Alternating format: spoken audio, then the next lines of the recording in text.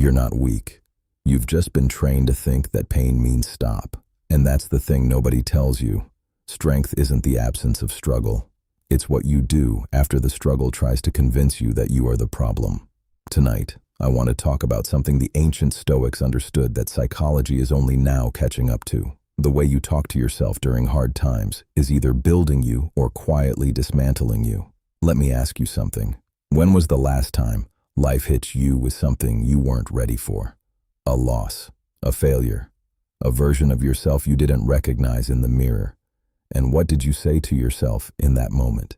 Because most people, without even knowing it, saw their own worst enemy right at the moment they need themselves the most. The Stoics had a practice. Marcus Aurelius called it the internal citadel, the idea that no matter what the world throws at you, fire, loss, betrayal, collapse, there is a part of you that cannot be touched.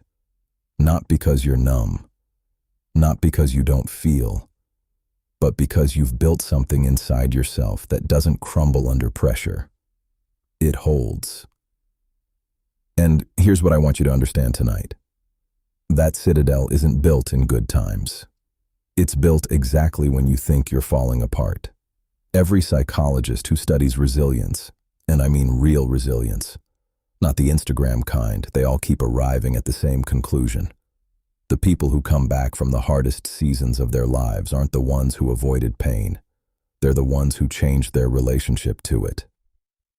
Viktor Frankl survived Nazi concentration camps, not because he was invincible, but because he found something the camp guards couldn't take: meaning. He said, "Everything can be taken from a man, but one thing, the last of the human freedoms, to choose one's attitude in any given set of circumstances." That's not inspiration. That's neuroscience.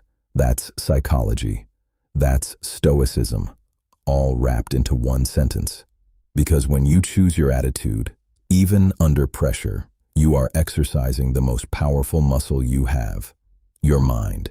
Now here's where it gets practical, because I'm not going to just leave you with quotes and send you off to bed. Let's actually talk about how this works. There's a concept in psychology called cognitive reappraisal. It sounds academic, but it's actually simple. It means that when something painful happens, before you react, you ask yourself, what else could this mean?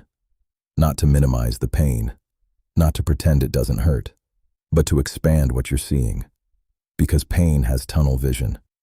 When you're in the middle of it, it feels like the only thing that exists, like it will never end. Like this moment defines your entire story. And that's a lie. A felt lie, but a lie. The Stoics used to do something called a negative visualization. They would mentally rehearse the worst-case scenario, not to become pessimists, but to become unshakable. Because when you've already walked through the fire in your mind, the actual fire has less power over you.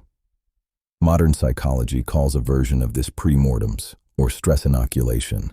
Elite military units train on it. Athletes use it. And you can use it tonight. Ask yourself, what am I most afraid of right now? And then, just sit with it. Don't run from it. What would actually happen? And, could I survive it? In almost every case, you will find that yes, you would. That's not recklessness. That's building trust with yourself. Because that's the real thing I want to get at tonight. Most people don't have a problem with external circumstances. They have a trust problem with themselves. They've broken so many promises to themselves, told themselves so many stories about why they can't, and at some point, they stopped believing their own potential.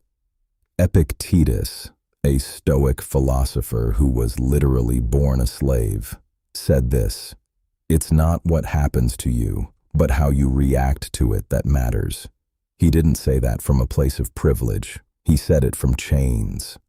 And the psychology backs him up. Studies on post-traumatic growth show that after life's worst events, the loss of a child, severe illness, financial collapse, a significant number of people don't just recover. They come out with a deeper appreciation for life, stronger relationships, and a clearer sense of purpose than before. Not because suffering is good, but because what they chose to do inside the suffering changed them at a fundamental level. This is what I want for you. Not just survival. Growth. So here's what I want you to take away from tonight. 1. Your pain is real, but it is not permanent, and it is not your identity. 2. The voice in your head during hard times is habit, and habits can be changed. When that voice says, "You can't handle this," you can look at it and say, "That's an interesting thought, but I've handled hard things before, and I'll handle this too." 3. Build your internal citadel slowly.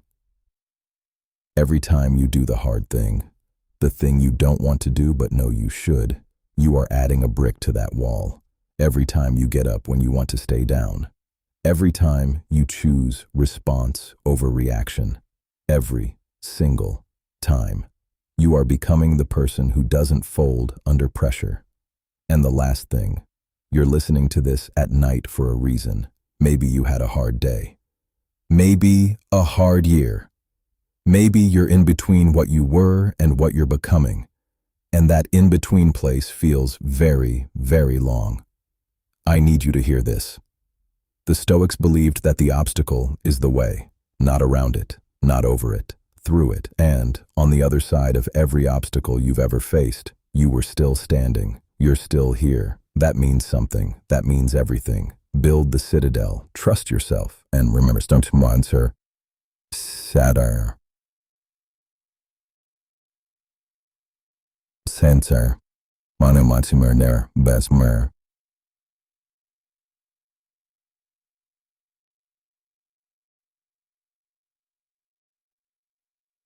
Zafir, it was always what you did next.